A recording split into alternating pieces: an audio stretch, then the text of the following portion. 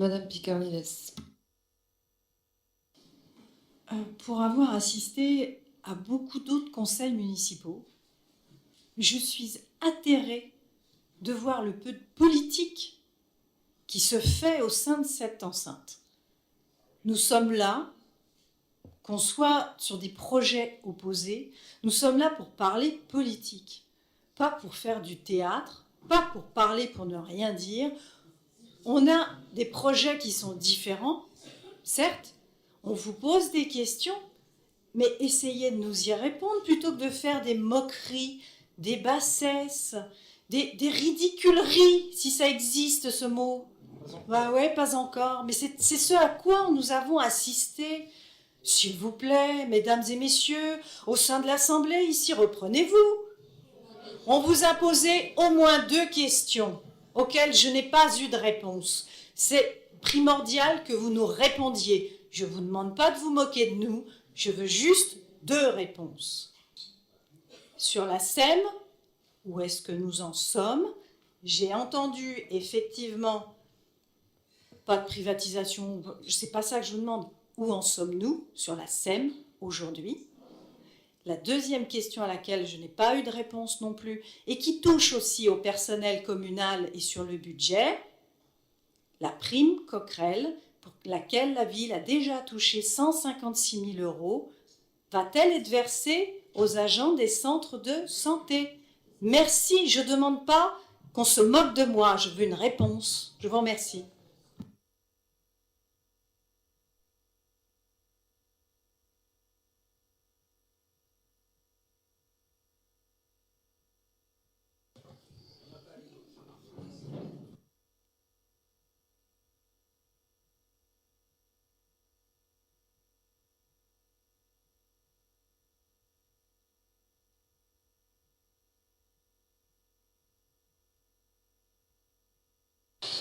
Bon, alors d'abord, Madame Picarniles, vous qui avez souvent employé ces derniers temps le mot de mépris, je pense que le démarrage de vos propos était plus que méprisant, non seulement à l'égard d'Anthony Mangin, mais aussi à l'égard de toute l'Assemblée ici présente. Ça, c'était la première chose que je voulais vous dire. Donc, sous vos airs de ne pas y toucher, écoutez bien le démarrage de vos propos, et vous verrez que vous avez été méprisante à l'égard de M. Mangin et à l'égard de l'Assemblée ici présente. Ça, c'était une petite introduction.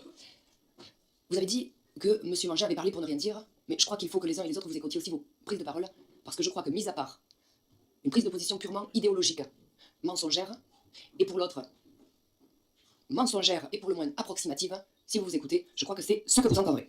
Donc, je vais terminer ce débat d'orientation budgétaire avec quelques généralités, peut-être ça va vous embêter. Mais d'abord, Monsieur Bellouchat, je voudrais vous dire, rassurez-vous, nous n'avons pas peur du débat démocratique. Ça a été vos mots au démarrage de votre introduction. Mesdames, Messieurs, chers collègues, chers amis, une nouvelle année, une nouvelle fois, donc comme chaque année, nous avons assisté au même exercice.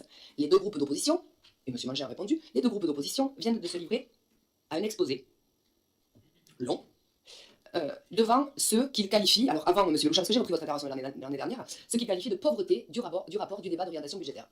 Cette année, vous avez un petit peu innové par rapport à l'année passée, puisque vous avez dit superficiel. Alors, mesdames et messieurs, sachez-le, sur la base d'un document de 56 pages, préparé par nos services, sur la base d'un document de 56 pages, il me semble, messieurs, dames, que vous auriez pu nous économiser au moins la question sur la structure du personnel ou sur celle de la dette qui, au fond, viennent en boucle et sont reprises chaque année au regard des états qui vous sont fournis sur les 56 pages. Et chaque année, les questions de détail sur le caractère aléatoire de certains chiffres, notamment en ce qui concerne les dotations de l'État. Eh bien, c'est le caractère aléatoire de ces chiffres, notamment les dotations de l'État, sont pour vous, en fait, au fond, la justification d'une longue tirade sur l'impossibilité, et c'est systématiquement ce que vous répétez, l'impossibilité d'avoir eh bien, un débat projet contre projet. Je reprends vos mots, hein, monsieur Bellouchat, projet contre projet. Ça fait quelques années que vous reprenez exactement les mêmes. En vérité, je pense que ces longues interventions idéologiques ne sont en réalité qu'un prétexte pour marquer votre absence de projet. Pour le projet de notre municipalité, je pense qu'il est connu et reconnu des Drancéens, mais je pense que c'est le vôtre qui l'est moins, si tant est qu'il en existe un. Quand vous dites l'année dernière, monsieur Bellouchat, et je reprends vos propos, je cite, j'ai lu ce que vous avez dit l'année dernière, quand vous dites l'année dernière, monsieur Bellouchat, que le quartier du Baillet, mesdames, messieurs, il faut écouter, le quartier du Baillet, les 4 routes, le parking de la piscine sont des projets inutiles, je pense que les Drancéens, vous, et ceux qui écoutent, s'il y en a qui sont suffisamment courageux, méritent de l'entendre. Oui, ces projets sont au cœur de l'action municipale. Notre projet, il n'a pas changé de direction.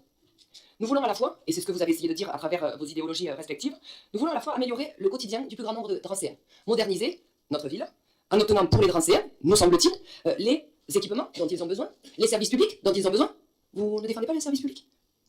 Et aussi, en parallèle, au-delà d'améliorer le quotidien, assurer un avenir meilleur aux générations futures.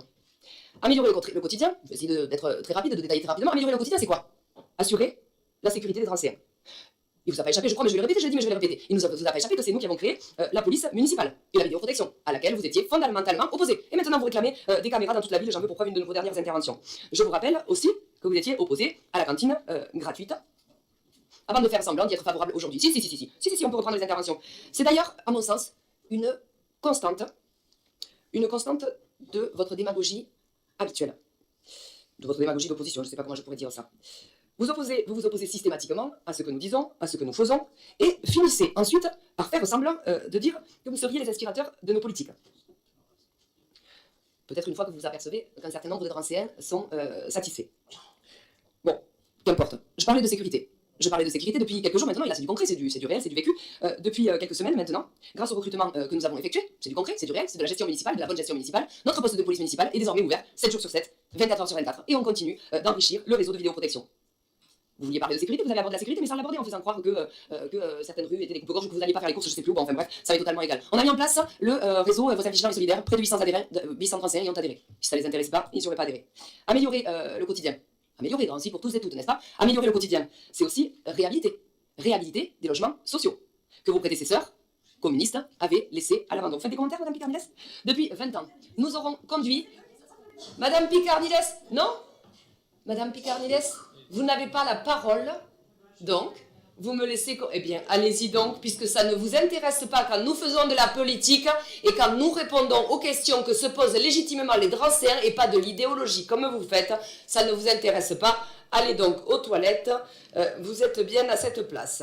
Donc, depuis 20 ans, nous aurons conduit la rénovation urbaine de la cité Sémar, de Cachan-Gilofré, de la cité du Nord, de l'avenir parisien dont nous venons de terminer la réhabilitation, là, il y a quelques mois seulement. Nous avons construit plus de 200 logements sociaux. Vous parliez des logements sociaux tout à l'heure, vous disiez qu'il n'y avait que des logements privés, etc., et que les gens ne pouvaient pas se loger. Plus de 200 logements sociaux supplémentaires dans des opérations privées, et la cité Gaston Rouleau, j'y reviens pas, elle est en pleine transformation. Améliorer le quotidien, c'est penser au développement durable. Vous n'êtes pas rentré dans le fond des choses quand vous avez évoqué le développement durable. Est-ce qu'il faut rappeler à l'Assemblée ou à celles et ceux qui nous écoutent, si tant est que ça puisse les intéresser, ou s'ils préfèrent écouter les idéologies communistes. Donc, c'est notre municipalité, j'y reviens, qui a donné un hectare supplémentaire dans le parc de la Doucette. Un hectare supplémentaire qui sera à nouveau quand nous aurons terminé les aménagements sur la rue de la Doucette. D'ailleurs, en parallèle, tout à l'heure, vous-même me faisiez remarquer que c'est bien vous, nos prédécesseurs, qui ont enlevé le seul parc qu'il y avait au centre-ville, à part celui de la Doucette, n'est-ce pas? C'était le parc Port-Vaillant-Couturier, que je n'ai pas connu. Je m'excuse, comme l'a signifié Madame Picarniles, je ne suis pas née ici et je ne m'en cache pas. Je voulais aussi rappeler, et je crois l'avoir dit, qu'on ne serait pas obligé d'investir autant dans des squares, dans des parcs. Ça vous plaît pas? Mais si en fait on investit dans des squares ou dans des parcs, c'est parce qu'il n'y en avait pas, n'est-ce pas? Parce que sinon on ne serait pas obligé de les faire. Alors les parcs, ils vous plaisent pas. Pourtant c'est des aires de jeu, des aires de convivialité, pour les anciens comme pour les plus jeunes. Et dans ces parcs, il y a de la verdure, là où il n'y en avait pas. Dans ces parcs, nous utilisons désormais, sur les espaces que vous dites qui sont du goudron. Non, c'est pas du goudron, on vous l'a expliqué la dernière fois, c'est une nouvelle technologie qui permet justement la perméabilité, je me souviens plus le terme. Donc, si vous les aviez fait quand vous étiez aux responsabilités, nous n'aurions pas à les faire maintenant avec la création de plus de 6 parcs en l'espace de 5 ans. Expliquez-moi pourquoi, mais Madame Picarniles est partie puisqu'elle est intervenue sur ça, expliquez-moi pourquoi vous qui voulez être l'héritier, Monsieur Beloucha, de l'ère communiste, expliquez-moi pourquoi nous n'avons pas de parcs départementaux dans notre ville. Contrairement à Bobigny et à la Courneuve. C'est bien au moment où les communistes dirigeaient ce département et cette ville qu'il n'y a pas eu de parc départemental pour la Courneuve. Donc on a dû combler le déficit. C'est bien notre municipalité qui a créé le salon du développement durable, il y a 16 ans maintenant. C'est bien notre municipalité qui a créé le service du développement durable, il y a plusieurs années maintenant. C'est bien nous qui avons décidé d'équiper notre ville de véhicules 100% électriques, toute notre flotte de véhicules légers. Est-ce que notre collectivité ou notre ville l'ont fait avant nous? Non. Le département, il a suivi. Le conseil régional, il a suivi. La ville de Drancy l'a fait il y a plus de 10 ans maintenant. C'est encore nous qui avons créé des jardins partagés. Nelson Mandela, 9000 m², 65 parcelles en plein cœur de ville. Et je ne parle pas de Salengro, Gagarine et toutes celles et tous ceux que nous avons mis à place avant. En matière d'environnement, et là je reprends vos mots parce que ça me fait beaucoup rire. En matière d'environnement, d'ailleurs, et projet contre projet, pour reprendre les mots de Monsieur Beloucha, j'attends toujours que vous nous expliquiez, parce que Madame Picarniles s'est défendue de ces mots, mais pourtant ce sont les mots que vous prononcez chaque année, j'attends toujours que vous nous expliquiez comment vous allez réduire la place de la voiture en ville. Il faut que vous nous l'expliquiez, il faut que vous nous le disiez. À la façon d'Hidalgo Brossa, je ne sais pas, mais en tout cas, il va falloir que vous nous l'expliquiez. Nous pensons que nous devons améliorer les modes de circulation douce, ce que j'ai expliqué, ce que j'ai développé, mais sans pour autant chasser les voitures. Je l'ai dit tout à l'heure avec l'exemple de Anatole France, c'est le cas ailleurs. Moderniser une ville, c'est créer une médiathèque. Anthony Mangin en a parlé. Une médiathèque moderne, dont aujourd'hui, le succès n'est pas démenti. C'est créer un nouvel équipement culturel, financé effectivement par le PT, où là aussi vous mentez, puisque les 8 millions, en réalité, il y a 4 millions de subventions, plus 3 millions qui sont attendus. La réalité, c'est que dans le pire des cas, eh bien, ce sera moins d'1 million pour les Drancéens. Mais bon, je ne vais pas faire comme tout à l'heure au début de la séance, quand j'ai dû compter, je vous dis, 8, moins 4, moins 3, ça fait au pire qu'un. Si tant est que le chiffre de 8 soit juste, mais je pense que vous avez un petit peu arrondi. Qui dit mieux pour la médiathèque pas pour la médiathèque, pour le nouvel espace culturel. Puisqu'on en est sur les espaces culturels, qui construira demain un conservatoire? Un conservatoire à rayonnement départemental. On a déjà discuté du sujet dans des conseils municipaux précédents. Rappelez-moi, où étaient les centres culturels avant? Où étaient les centres sociaux avant? Centres culturels, ils étaient où avant? Les centres sociaux, ils étaient où avant? Il n'y en avait pas, d'accord. Moderniser la ville, c'est avoir obtenu, et ça je crois que c'est parmi les points qui vous font le plus mal, c'est avoir obtenu après 20 ans de combat, grâce à Jean-Christophe Lagarde, la prolongation de la ligne 7, bah oui, rendons à César ce qui est à César, n'est-ce pas? Et aux communistes ce qui est aux communistes. La prolongation de la ligne 7 du métro parisien jusqu'au centre de Drancy. Ça y est, c'est acté, c'est dans le schéma directeur. Quand est-ce que ça y a été avant, rappelez-moi? En 1998, c'est ça? Les prédécesseurs communistes, les gens qui étaient là avant nous, ministres des Transports, maires, députés, etc., ont défendu? Non, je ne crois pas. Monsieur Belouchard, vous n'avez pas la parole. J'invite d'ailleurs tous les Drancéens à participer à l'enquête publique. Et je sais que vous êtes nombreux déjà à l'avoir fait pour soutenir l'arrivée du métro à Drancy. Et ce ne sera pas dans 30 ou 40 ans, rassurez-vous, ce sera avant. Mais aussi la création d'un tunnel et d'un parking place de la Grande Ceinture qui permettra au plus grand nombre de Drancéens d'accéder à ce qui va devenir le plus grand pôle d'échange, ou plutôt le deuxième plus grand pôle après Saint-Denis. Cet équipement, au-delà de permettre l'accès des Drancéens, eh bien cet équipement, il permettra aussi la liaison entre la cité du Nord et la rue de la Butte. Je l'ai déjà évoqué dans un conseil précédent, mais je tiens à le repréciser pour celles et ceux qui ont le courage d'écouter le conseil ou d'assister au conseil. Et dans un avenir proche, aussi, le quartier de l'avenir. Tout ça à travers des choses qu'on avait prévues avant, qu'on avait pensées avant. Là aussi, oui, ce sont nos combats contre l'héritage. Moderniser la ville, c'est réussir à désenclaver des quartiers que vos prédécesseurs communistes ont été incapables de prémunir contre les barrières érigées par l'État. Je parle bien entendu au moment de la création de l'autoroute. Et oui, et des voies ferrées, là encore. Donc là où vous avez créé, ils ont cautionné des barrières, eh bien au contraire, nous avons toujours cherché à désenclaver les quartiers. Moderniser la ville, c'est lancer l'extension du stade nautique. C'était certainement une belle réalisation, mais qui, à ce jour, n'est plus capable de recevoir les Drancéens, en tout cas, plus du tout capable de recevoir le loisir. Voilà pourquoi nous avons fait le choix. L'espace nautique, dont la capacité va doubler, mais aussi l'espace qui est devant. Rappelez-moi, qu'est-ce qu'il y avait avant? C'était un parking bétonné, c'est ça, un parking de surface. Qu'est-ce qu'il y aura maintenant? Un parking souterrain, contre lequel je crois que vous vous êtes exprimé, monsieur Belouchard. Là aussi, vous disiez que c'était pas, que vous étiez contre, que c'était inutile, que ce parking souterrain était inutile. Eh bien, grâce à la création de ce parking souterrain, désormais, cet espace bétonné, l'ancien parking, sera désormais un espace planté et arboré. Vous avez suivi les avenants précédents, monsieur Belouchard, vous n'avez pas la parole. Oui, assurer un avenir meilleur aux générations futures, ça passe aussi, et là je ne serai pas longue, ça passe aussi par la réhabilitation des grands axes en créant des logements, des services, des commerces de qualité, des cabinets médicaux. C'est ce que nous faisons, plutôt pour accueillir autre chose, je l'ai dit tout à l'heure, que des kebabs dans des petites surfaces de 30 mètres carrés. Vous parlez sans cesse de bétonisation de la ville. Tout ça pour alimenter votre propagande. Et parier sur la perte de mémoire des Drancéens, mais je pense qu'ils ne sont pas aussi bêtes que vous les pensez. Quelqu'un m'a reproché, je crois d'avoir employé ce terme, monsieur Belouchard, donc faites attention que ça ne se retourne pas contre vous. Vous osez, alors que ce sont vos amis et prédécesseurs qui ont détruit, je le répète, qui ont détruit le centre historique de Drancy, en construisant 1500 logements sociaux, place de l'Hôtel de Ville, avenue Sadi-Carnot, Paul Vaillant-Couturier, plus de 1500 logements exclusivement sociaux à l'époque. Exclusivement sociaux. Parce que pour vous, la mixité sociale, c'était certainement un grand mot, ce qui, je l'ai dit tout à l'heure en plaisantant, faisait ressembler notre centre-ville à l'époque à Berlin-Est. Vous n'êtes jamais à une contradiction près, mais je crois que M. Mangin vous l'a dit, je ne vais pas être longue non plus, vous réclamez sans cesse des logements pour les mal logés, et ensuite, en parallèle, vous refusez qu'on construise à Drancy. Comment loger les gens si on ne construit pas? Peut-être que vous allez répondre à cette question. Peut-être que vous voudriez qu'on construise que des logements sociaux, que des cités ghettos comme celles que vous affectionnez particulièrement. Vous, M. Belouchard, vous avez dans votre développement, vous avez caricaturé les constructions les constructions nouvelles que nous faisons en omettant de dire plusieurs choses. Et c'est là que je dis que c'est faire de la politique. Parce que dire une partie des choses et faire des discours idéologiques pour masquer un certain nombre de choses, pour masquer peut-être une absence de projet, eh bien là je suis en train de faire l'inverse. Je fais de la politique. Donc vous omettez, quand vous parlez de construction, vous oubliez de dire l'essentiel. L'essentiel de ces projets sont des projets mixtes, qui comprennent des logements sociaux, qui sont achetés par l'OPH à des prix défiant toute concurrence, pour reloger des gens qui sont dans les logements sociaux, des logements intermédiaires et des logements en accession à la propriété. C'est bien ça que j'évoquais tout à l'heure, le parcours ascendant que doivent avoir la possibilité de faire tous les Drancéens. Vous oubliez de dire aussi que ces nouveaux bâtiments remplacent des verrues urbaines, des bâtiments vieillissants, des taudis insalubres. Je pense à certains sur l'avenue Marceau ou à d'autres sur Anatole France. Vous oubliez de dire que ces nouvelles constructions permettent l'installation de médecins. Ce sera le cas sur la gare, c'est le cas sur Marceau. Tout à l'heure, vous avez dit aussi, c'est pour ça que j'ai dit j'y reviendrai, tout à l'heure, vous avez dit aussi une énormité en parlant des immeubles qui se construisaient, que c'était sur des biens publics. C'est faux. Ce sont sur des biens privés, très majoritairement. Et justement, sur ces taudis, sur ces logements insalubres. Si, ça a été dit. Mais au fond, les propositions démagogiques, elles ne vous font jamais peur. Et je crois que vous venez d'en faire une nouvelle démonstration. Sur les arbres. Oui, c'est bien 15 000 arbres dont vous parliez, monsieur Beloucha. 15 000 arbres à Drancy pour 72 000 habitants. Là où vos amis d'Est Ensemble proposent 20 000 arbres pour 420 000 habitants. Et je crois savoir qu'ils ont quelques difficultés à y parvenir. Ces mêmes amis de Est Ensemble qui proposent de distribuer 400 arbres gratuitement, toujours pour 420 000 habitants. Là où Drancy va en distribuer 367 très précisément. Et ce n'est que la première distribution. Alors moi, j'aimerais bien comprendre, mesdames, messieurs, c'est quoi votre projet? Est-ce que c'est transformer Drancy en Bobigny?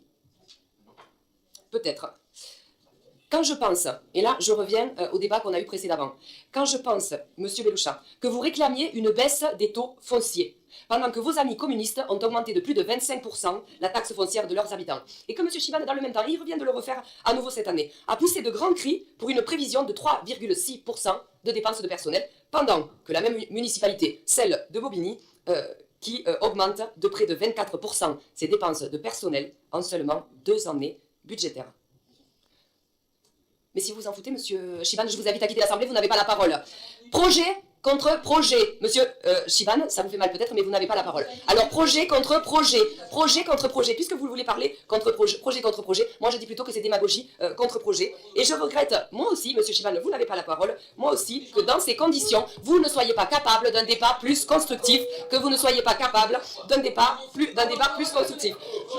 De plus en plus nombreux. Monsieur Chiban, vous n'avez pas la parole, monsieur Chiban, vous n'avez pas la parole, monsieur Chiban. Alors, pour terminer, vous avez vu, à chaque fois, il nous fait le même numéro. Pour terminer, monsieur Chiban, vous disiez qu'ils étaient de plus en plus nombreux à soutenir vos propositions, que les Drancéens étaient de plus en plus nombreux à soutenir vos propositions. Eh bien moi, mesdames, messieurs, je pense que les Drancéens sont de plus en plus nombreux à se rendre compte que vous n'avez rien d'autre à proposer que de l'idéologie et certainement pas la gestion d'une commune. Et monsieur Chiban vient de le démontrer une nouvelle fois. Comment voulez-vous confier les responsabilités de la commune à un individu, Gilles, s'il te plaît, à un individu comme monsieur Chiban et ses vociférations habituelles. Idéologie, vocifération, voilà ce que ce serait si vous dirigiez un jour par malheur cette ville. Monsieur Chiban, vous n'avez pas la parole. En fait, heureusement que monsieur Chiban, vous n'avez posé aucune question. Vous vous êtes contenté d'un tissu de mensonges et de sottises comme vous êtes habitué à le faire. Le débat est donc clos, monsieur Chiban. Vous vous taisez, vous avez parlé au moins autant entre vous, madame Picarniles, monsieur Beloucha, monsieur Chiban, vous avez pas que... Taisez-vous, monsieur Chiban. Taisez-vous, et vous, votre texte, il n'est pas préparé, monsieur Chiban. Non, l'avantage, je gère cette ville depuis un certain nombre d'années et moi, je sais de quoi je parle. Monsieur Beloucha, allez-y, posez des questions si tant est que vous y arrivez avec cet énergumène qui bientôt rejoindra les rangs communistes. Allez-y, monsieur Beloucha. Beloucha, vous avez la parole. 2 minutes, s'il vous plaît, et ensuite le débat est clos. Vous m'avez... Alors, 2 minutes, je vais essayer 2 minutes, mais vous m'avez... Vous m'avez dans votre propos posé beaucoup de questions, madame le maire. Je ne savais pas que j'avais beaucoup et autant d'importance que cela. Et, bon, je reconnais une chose, je ne suis pas encore ministre des Transports. pour faire accélérer l'avenue de la ligne 7 jusqu'à la mairie. Mais croyez-moi, je le ferais si j'en avais cette faculté. Alors, j'aimerais revenir sur un certain nombre de choses. Je vais pas tout reprendre, hein. Je vais prendre juste l'essentiel qui m'a marqué et juste pour apporter quelques précisions. S'agissant du rapport, alors c'est vrai, vous avez lu les différentes déclarations que j'ai pu faire ces 5 dernières années. C'est vrai qu'il y a un certain nombre de constances, mais c'est aussi parce que vous êtes tout aussi constant à votre endroit. Concernant la forme du rapport, je rappelle que l'obligation réglementaire, elle consiste à présenter des évolutions prévisionnelles. Or, dans tous les éléments que vous donnez, il y a très peu d'éléments d'évolution que vous donnez, évolution s'entendant par des quantités qui sont possiblement vérifiables sur plusieurs années. Et je suis désolé, vous faites parfois référence à l'année N-1, hein, quand vous parlez de l'année N, mais c'est très rare. Donc, ça nous oblige effectivement pour le lecteur à reprendre effectivement à ce qui s'est passé il y a 2 voire 3 ans, à faire nous-mêmes ce travail, alors qu'en règle générale, lorsqu'on présente un débat d'orientation budgétaire, on met des tableaux à l'appui du propos et on met effectivement dans des tableaux des synthèses de présentation des différents éléments. Ça, c'était concernant la forme. Il y a un certain nombre de données, je suis désolé, même s'agissant des dotations de l'État, on met les éléments effectivement chiffrés et on ne nous laisse pas comme ça sans à deviner comment les choses peuvent se passer. S'agissant de la cantine gratuite, donc vous m'avez dit, Monsieur Beloucha, vous étiez contre la cantine gratuite. Eh bien, j'aimerais que vous m'apportiez la preuve de ce que vous êtes en train d'alléguer, à savoir que j'ai été contre la cantine gratuite. Je vous rappelle qu'à l'époque où vous avez mis en place la cantine gratuite, j'étais responsable de la FCPE de Drancy et je crois avoir exprimé mon accord sur effectivement cette proposition qui avait été faite à cette époque. Et je n'étais pas le seul, puisque le vice-président et le président de la FCPE étaient d'accord à cette époque et on avait salué effectivement cette prise de position. Concernant l'augmentation des espaces verts, vous nous indiquez avoir augmenté d'1 hectare les espaces verts au parc de la Doucette, puisque vous avez racheté la partie effectivement qui appartenait au château de la Doucette. Je vous rappelle que dans le même temps, vous semblez l'avoir oublié assez rapidement, que vous avez vendu 22 hectares au château Saint-Pierre à Aille l'année dernière, 22 hectares. Et ça, vous oubliez, vous le passez sous silence, mais c'était ce qui appartenait aux habitants de la ville. C'est un fait. C'est un fait. C'est un fait. Vous pouvez raconter ce que vous voulez, c'est un fait.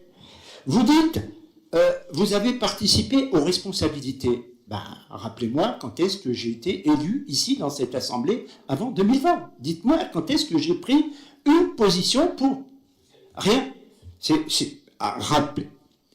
un fait. Arrêtez de dire des mensonges. Ce sont des mensonges que vous dites. Sur la question du stationnement, vous nous demandez aujourd'hui comment on ferait sur la question de la place de la voiture. Vous voulez qu'on vous apporte les réponses à les questions, mais vous faites vous-même, vous nous embolisez la ville en construisant, en donnant aux promoteurs immobiliers la possibilité de construire des logements en veux-tu, en voilà, au travers toutes les grandes avenues de la commune. Alors vous nous expliquez que tout ça a été décidé dans le cadre d'un plan pluriannuel. Bon, c'est bon, c'est bien, on va essayer de s'écouter. S'il vous plaît. Je termine, merci. Voilà. Et effectivement, maintenant, on est en train de courir derrière des places de stationnement parce que, précisément, on s'est rendu compte qu'après avoir livré effectivement tous ces logements, il fallait bien prendre en compte les besoins de voitures que certains pouvaient avoir. Bon. Enfin, je m'en arrêterai donc sur une dernière remarque concernant les 15 000 arbres. Bien sûr, oui, je revendique cette proposition, effectivement, que chaque enfant de notre commune, d'accord, puisse avoir qu'on puisse avoir symboliquement, effectivement, un arbre en face de chacun de nos enfants. Et vous nous parlez toujours de l'EPT, vous prenez toujours en comparaison l'EPT d'Est Ensemble. Je vais parler de notre PT à nous, Paris Carnaval, où je suis élu, comme vous, d'accord? Et ouais, qu'est-ce que je propose à Paris Carnaval?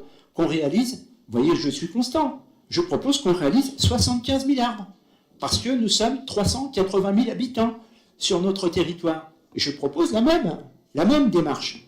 Et je propose même que l'EPT puisse aider les communes, comme la nôtre, Drancy, qui sont carencées effectivement en espace vert, pour qu'on soit davantage aidés pour la plantation des arbres et qu'on nous aide à planter justement, que ce ne soit pas que l'effort de la commune. Voilà, j'en arrêterai là. Je pourrais bien évidemment développer bien d'autres points, mais effectivement, on est bien dans projet contre projet et on continuera dans les mois qui viennent à être projet contre projet.